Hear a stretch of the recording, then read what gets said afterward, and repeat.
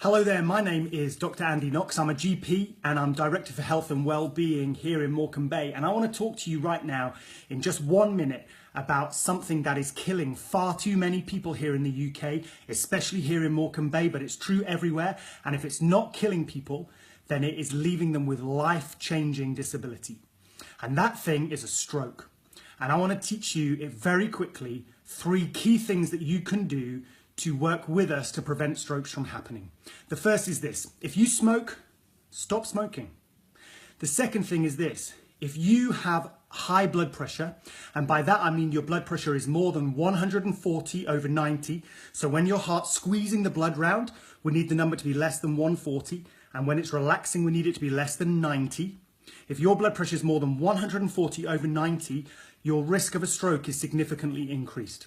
And there are lots of things you can do to help bring your blood pressure down, like increasing activity, stopping smoking, making sure that you have low salt and low caffeine in your diet.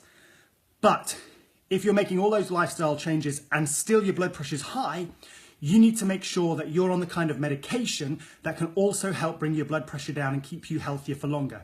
If you're already on medication but your blood pressure is still teetering above that, don't just mess around with it. Take it really seriously. It can seriously damage your health.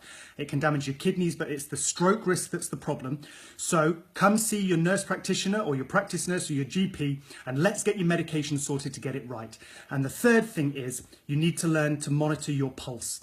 An irregular pulse can signify a condition called atrial fibrillation, and that seriously puts you at risk of a stroke.